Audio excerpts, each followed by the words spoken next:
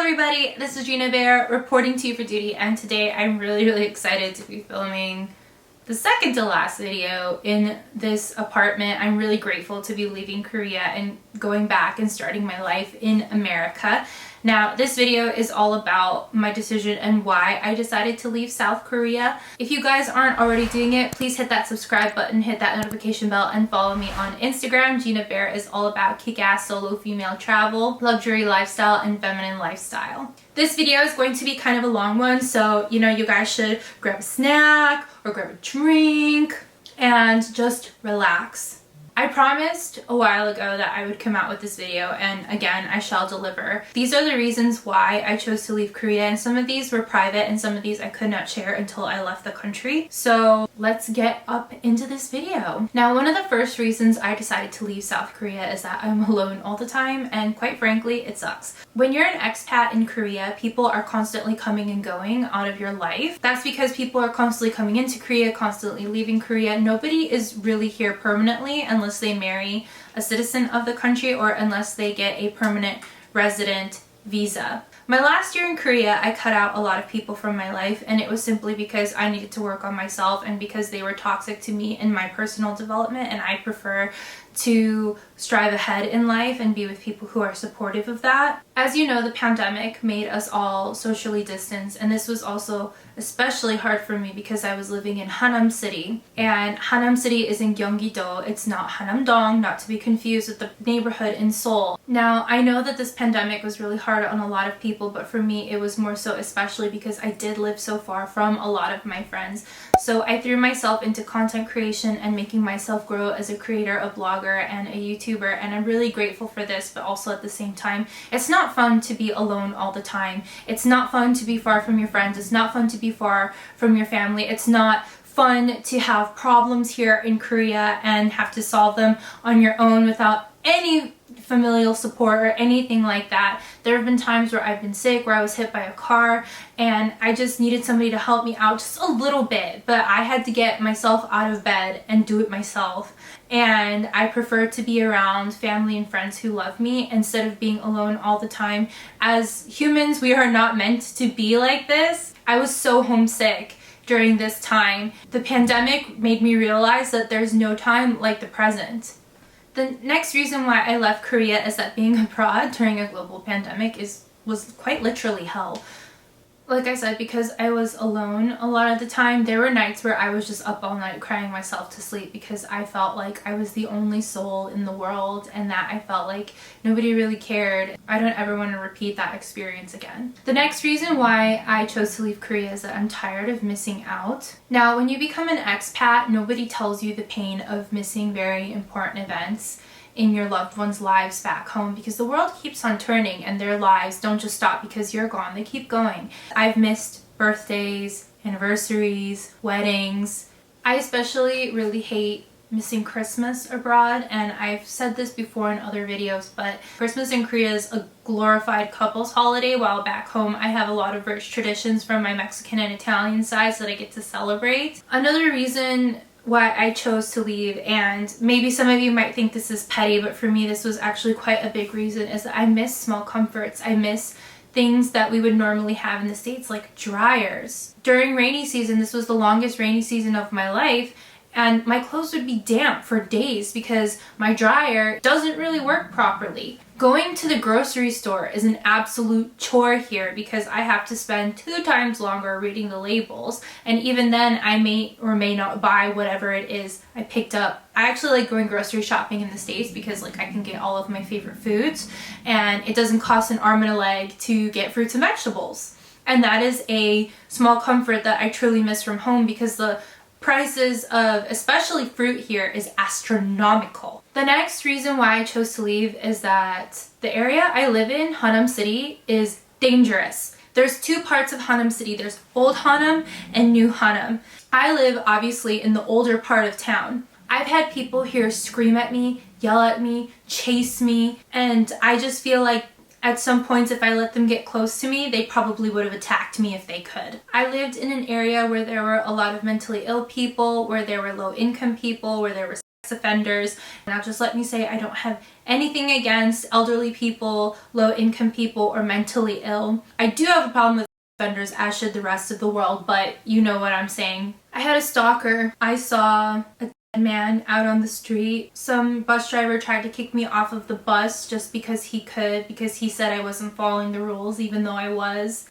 The next reason why I chose to leave Korea is that I really hit the glass ceiling hard. Because the EPIC program has been downsizing for years, despite what they tell you, this program has been downsizing. In Jeollanam-do, all the foreign teachers are gone. I was in one of the last middle schools holding out in the Gyeonggi province that was close to Seoul that had native English teachers at the middle school level. Because they keep changing the contract every year, I was only eligible to make 2.5 million won, and I could not go higher than that. If I wanted to get more pay, I would have to go to a private academy, which was also not an option for me because I know they don't treat people very nicely in a lot of these academies. Maybe, you know, you were lucky and you got treated well, but I don't like working long hours and I don't like being stressed out, and I especially don't like working with children. Because the EPIC contract changed, and also because Hanam City Hall decided that they would no longer be paying for the housing of the foreign teachers,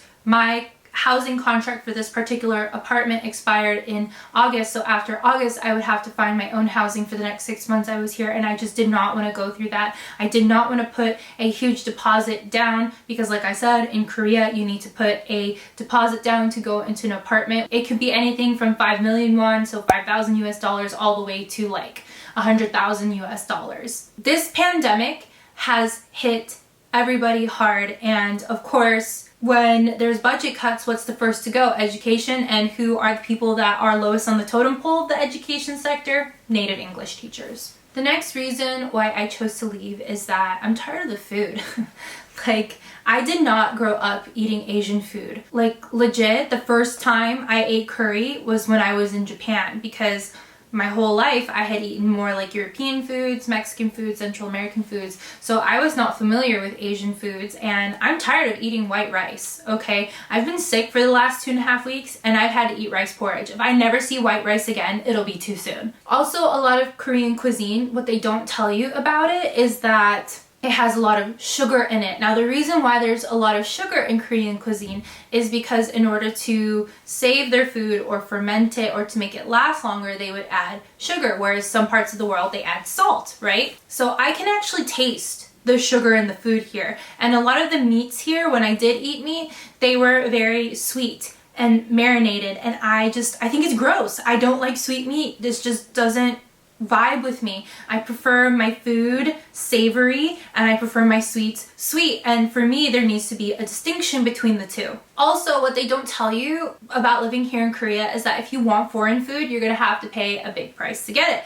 Making the salary I was making and then buying the food here, yes, it is expensive. And I also find it really crazy how in Korea a lot of Western foods are always sweet. Pizza here is sweet, which is why I like generally avoided eating it, but like if I really had a craving for it, sometimes I would eat it. Garlic bread has sugar on top of it, and one time I went to a Mexican place and the taco was sweet. I literally almost spit it out and I did not eat any more off the plate because I'm like, this is garbage food. Eating food in Korea is cheap if you eat Korean food. Anything else is really expensive, and I cannot eat white rice and kimchi 24/7, so I was obviously buying foods that I like to eat, but then again, like I said, that added up. Another reason why I chose to leave Korea is that the lifestyle here just doesn't fit me or my needs. Koreans aren't early birds. They're more of twilight creatures or little fairies, and that's fine. I am not a fairy, okay?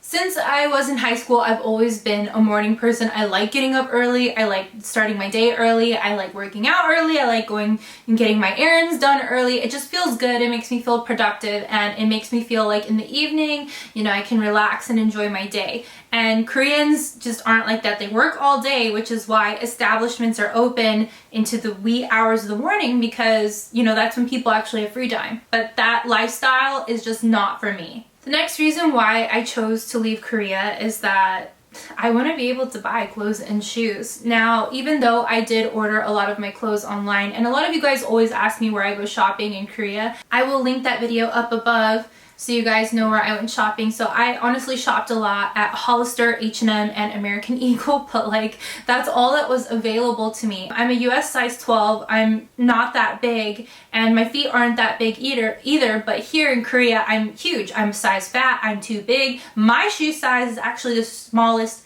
men's shoe size starting there. So just wrap your head around that. And yes, before you ask, it does get exhausting because it really does weigh on your self-esteem when you see something cute and you can't wear it because you're too big.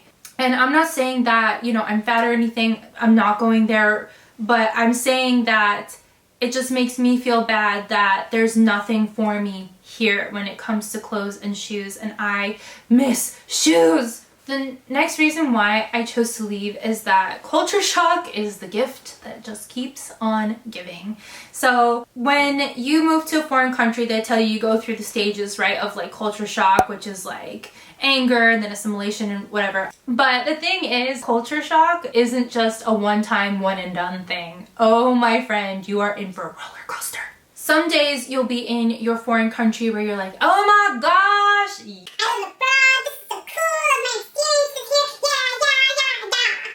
but then other days you are going to be on the downhill screaming to yourself, why am I here? Why did I put myself in this position? Please get me out. My last year in Korea, just for my own personal sanity, I actually put all of my kit books in a dark cupboard where I couldn't see it, and I deleted every single Korean song off my phone because I just needed an environment where I could be someplace safe where I didn't have to hear anything that wasn't English or Spanish. Now, just because you live in a foreign country does not mean you 100% assimilate there. My mother has been living in the US for over 25 years. She's Mexican, born and raised, and whenever she gets tired of an American life, she just says, hasta luego, amigos, and she goes down to Mexico and she spends time with her family because she wants to be in her culture with her family and with things that she's familiar with, and I truly resonate. So unless you have lived abroad for an extended period of time, then I think you will understand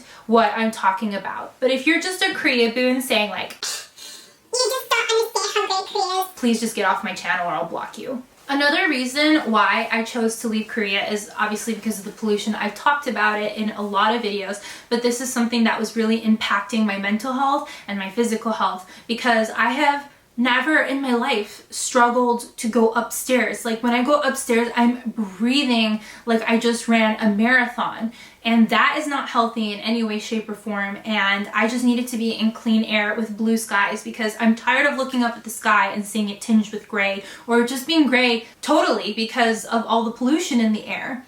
Like, I don't know why people here in Korea aren't taking to the streets and protesting for cleaner air. They totally should. So yes, pollution does affect your health. And after being here for 5.5 years, I don't feel like letting it affect my health anymore. Another reason why I chose to leave Korea is because of my health, and I've had a lot of pain in my body over the last 2 years.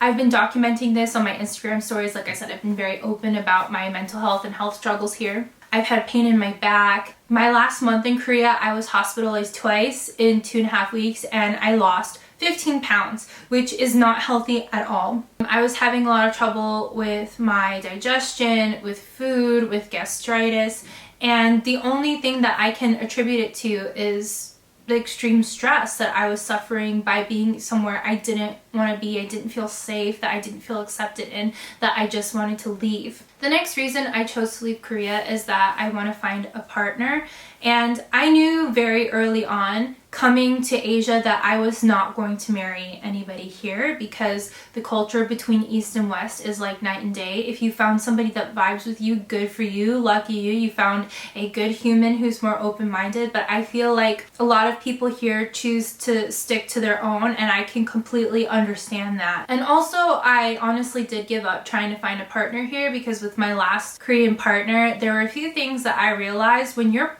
partner is in their country with their family, with their friends, they don't really care about changing for you. You're in their country, you should assimilate to them, and I feel like this is a very prevalent way of thinking. Also, Korea is a very patriarchal society, so I just didn't feel like being a second-class citizen. Also, I found here in Korea that it was very easy to score dates, but not so easy to get to commit, and they're also master ghosters. Like, they don't give you a reason why, they're just breaking it off with you, they just ghost. Which to me is fine because I just block back because I'm like, next. In Korea, as a foreign woman, you're not really taken seriously as like a marriage prospect by a lot of people.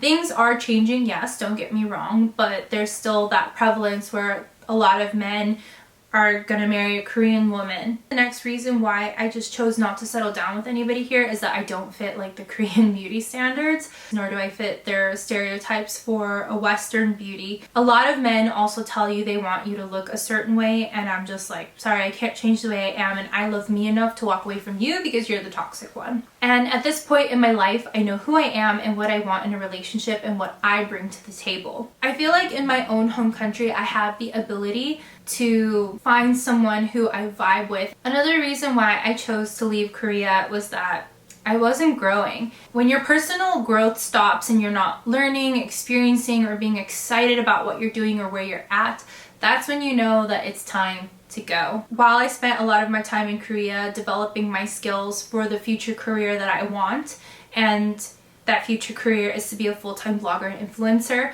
I learned a lot of really great skills. I learned SEO, video editing, photo editing, photography. I learned so many wonderful things. And the thing is that a lot of people don't realize this, but it's okay to go home. Going home does not mean you're a failure. Going home means that you had an adventure and you survived. That for me was something that I was grappling with for a really long time, was like, oh, if I go home, I'm a failure. You know, I didn't accomplish anything, but that's not the truth. I learned 2 other Asian languages and I learned so many new skills, and I have so many more experiences to take with me and write about in my books, because you know they're gonna come. If you guys are thinking like, oh, I can't believe that you are harping so hard on Korea, then y'all haven't been listening to a damn word I said. Because the thing is I still stand by what I've said in previous videos and what I've said in my older blog posts. Yes, I still believe that Korea is a great place to come abroad and teach English. I believe that Korea is probably one of the more foreigner-friendly Asian countries. I think that you will make a lot of great experiences here, learn it, you know, a new language if you want. I'm all about following your dreams. Boo, boo. Obviously I did. I've done it for the last 8.5 years abroad. I will never be somebody who's gonna tell you, don't go follow your dreams, don't go chasing after what you want. Just because my experiences are different from maybe other foreigners here doesn't mean you should experience Korea for yourself or teaching abroad in another foreign country for yourself if that is what you truly want. I will be your biggest cheerleader. I'm gonna be like, yes queen, or yes king, wake up, choose that dream, go forth. So to conclude this video, a lot of you guys may be asking, what's next for you, Gina Bear? Well, like I said, my plan is to go full-time with my blog and my Instagram. Pretty much on my way there.